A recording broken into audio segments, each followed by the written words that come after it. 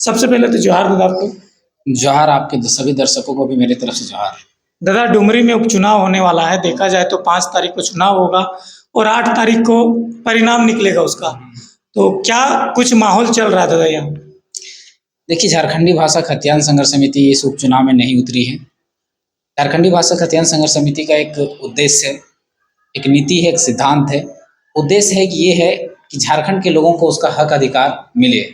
तो हक अधिकार के लिए जो सबसे पहला जो होता है स्थानीय नीति और नियोजन नीति, उसके पहले होता है कि झारखंडियों का या फिर कोई भी राज्य होता है उसको परिभाषित करना यानी आइडेंटिफाई करना। उसी की मांग को लेकर झारखंडी भाषा खतियान संघर्ष समिति लगातार 2 सालों से आंदोलन कर रही है।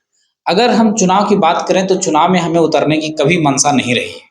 हमेशा पुरजोर आंदोलन करने की रही है कि हमारी सरकार मांगे माने, जिससे झारखंडी परिभाषित हो और उसके आधार पर स्थानीय नीति, नियोजन नीति, विस्थापन नीति, उद्योग नीति, खनन नीति और जितनी नीतियां हैं वो बने, ताकि यहाँ के लोगों को उसका हक अधिकार सुरक्षित हो। लेकिन 2 साल से हम लोग ये देख रहे हैं कि हम लोग सड़क में आंदोलन तो कर रहे हैं, लेकिन सदन तक हमारी मांगों को वहाँ उठाया नहीं जा रहा है। तो हम लोगों ने तय किया कि अगर सड़क से इसी तरह मांग करते रहें तो हमारा जीवन बीत जाएगा, लेकिन सदन पे ये बात कभी नहीं उठेगी। तो हमारे झारखंडी भाषा खतियान संघर्ष समिति जब ये चीज़ देखने के बाद हम लोगों ने तय किया कि हम लोग सड़क से तो मांगे कर रहे हैं, लेकिन सदन पे हमारे लोगों को भेजना पड़ेगा, ताकि सड़क से जो मांगे उठेंगी, सदन पे हमारे आवाज़ उठाने वाले जो हमारे माटी से प्रेम करते हैं, जो झारखंड से प्रेम करते हैं, जो जिनकी झारखंडी भावना, अगर वो व्यक्ति अगर सदन में पहुँचते हैं तो हमारी मांगों को वहाँ पर रखेंगे, सदन पे रखेंगे। क्योंकि कानून जो बनता है वो सदन में बनता है। कोई भी विधेयक जो होता है, विधेयक कहाँ पास होता है? तो सदन में पास होता है। तो वहाँ जब जाएंगे, हमारे लोग जाएंगे, तो ये विधेयक बनेंगे और हमारे लोगों का हक अधिकार बनेंगे। अगर उपचुनाव की बात किया जाए तो अगर हम एक सीट में उतरते हैं तो ये कहीं ना कहीं महत्वाकांक्षा होगा। इसलिए महत्वाकांक्षा हो कि एक सीट में हम कभी परिवर्तन नहीं कर सकते, झारखंड के परिप्रेक्ष्य को नहीं बदल सकते। अगर नीति और सिद्धांत बनाने के लिए हम लोग जो मांग कर रहे हैं, अगर उसको पूर्ति करना है तो उसके लिए हमें मेजोरिटी चाहिए, और एक सीट में मेजोरिटी नहीं हो सकता। इसीलिए हम लोगों ने इस चुनाव में उतरने का निर्णय किया है। तो दादा डुमरी उपचुनाव में जेबी केसेस की जो टीम है वो किस पार्टी को समर्थन दे रही है या फिर नहीं दे, किसी पार्टी में समर्थन नहीं देगी? नहीं, किसी पार्टी का जेबी केसेस का समर्थन नहीं है। बाकायदा अगर जेबी केसेस के जितने भी सदस्य हैं, मत का मतलब होता है मन, यानी अपना जो मन करता है, तो उनका जो मन करेगा, जिस पे मन करेगा वो वोट दे सकते हैं, वो स्वतंत्र हैं। चाहे तो वो नोटा में भी दे सकते हैं, उसके लिए भी स्वतंत्र हैं। तो ये हमारा जेबी केसेस के सक्रिय साथी जितना भी हो, एक बार सुन लें कि हमारा किसी भी पार्टी से हमारा कोई संबंध नहीं है, हम किसी को समर्थन नहीं कर रहे हैं। और दूसरी बात, टाइगर दा का पुराना वीडियो और पुराना फोटो कुछ पार्टी के लोग हैं जो उसको प्रसारित कर रहे हैं, चला रहे हैं। तो सभी जितना भी दर्शक देख रहे हैं या फिर जितने दर्शक देखने वाले हैं, उनको हम एक बात सूचना दे देते हैं कि टाइगर जयराम महतो, झारखंडी भाषा खतियान संघर्ष समिति, चाहे मोतीलाल महतो, चाहे जितने भी सदस्य हैं, किसी भी पार्टी का समर्थन नहीं करते हैं। तो जो भी फोटो और जो भी वीडियो पुराने काल का है, वो अभी का समर्थन में कोई भी वीडियो ना है ना कोई फोटो है। तो जो भी फोटो या वीडियो आप देख रहे हैं टाइगर दा का सिंपैथी के तौर पे, वो वीडियो जो है वो पुराना है। इस बात को खासा ध्यान रखें। 2024 के लिए क्या कुछ तैयारी चल रही है दादा? जेबी केसेस की टीम क्या तैयारी कर रही है 24 के लिए? 2024 के लिए एक्चुअली में हमारे जो केंद्रीय अध्यक्ष हैं जेबी केसेस के, उन्होंने घोषणा कर रखा है कि हम लोकसभा से चुनाव में उतरेंगे। तो लोकसभा की तैयारी हम लोग पुरजोर तरीके से चला दिए हैं। हर लोकसभा के जितने प्रखंड हैं, जिन जिन लोकसभा में हम लोग को उतरना है, उन लोकसभा में प्रखंड स्तर का सभा चल रहा है, पंचायत स्तर का विस्तार चल रहा है, और फिर बूथ स्तर का विस्तार शुरू होने वाला है। और केंद्रीय टीम जा जाके जो एक प्रोस्पेक्टस जो होता है, जो प्रोजेक्ट होता है, उसके थ्रू काम करना शुरू कर दिए इंडिविजुअली तरीके से। उम्मीदवार का घोषणा कब तक होगा दादा? उम्मीदवार का घोषणा नहीं होगा, उम्मीदवार का घोषणा हम नहीं करेंगे, चाहे हमारे अधिकार में नहीं है, वो केंद्रीय टीम के हाथों में है।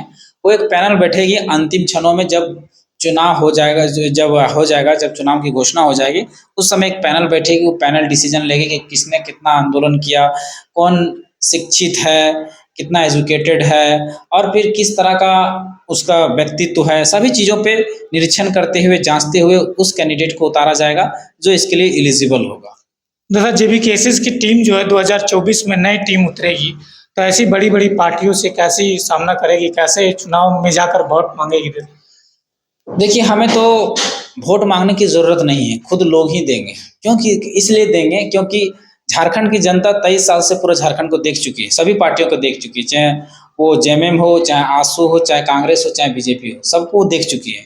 सभी ने लूटने का काम किया, सभी ने ठगने का काम किया, सभी नेताओं को बार-बार देखा गया है। कभी ये आता है, एक रोटी पलटती, कभी इधर आता है, कभी बीजेपी की सरकार बनती, कभी कांग्रेस की सरकार बनती, कभी जेएमएम की बनती, कभी आसू की बनती है, लेकिन काम वही का रहता है, जस का तस वही रहता है। कोई भी विकास झारखंड का नहीं होता है। विकास किसका होता है? तो नेताओं का होता है, मंत्रियों का होता है, विधायक का होता है, लेकिन आम जनता का आज तक विकास नहीं हो पाया।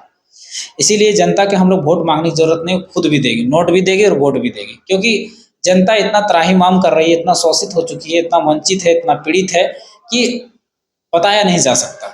वो खुद इतना शोषित है, देख रहे हैं आप, लाखों लाखों का भीड़, केवल एक घोषणा होता है, लाखों की भीड़ उतर जाती है सड़क पे। तो कहीं ना कहीं ये लोग शोषित है, ये लोग पीड़ित है, यही लोग अपने आप वोट करेंगे।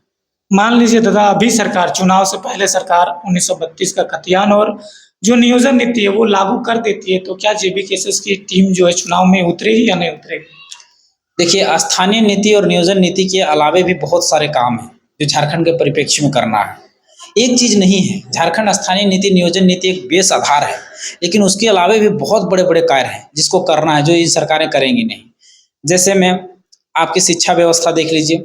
शिक्षा व्यवस्था मनुष्य के लिए जीवन का जो सबसे आधार होता है भोजन के बाद, वो होता है शिक्षा।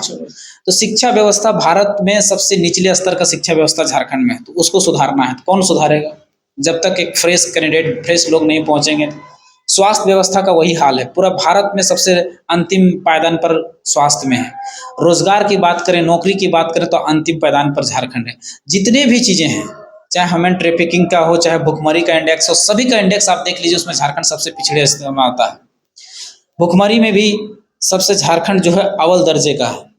सबसे ज़्यादा भुखमरी अगर कहीं है तो झारखंड है। गरीबी में सबसे ऊपर झारखंड है बिहार के बाद।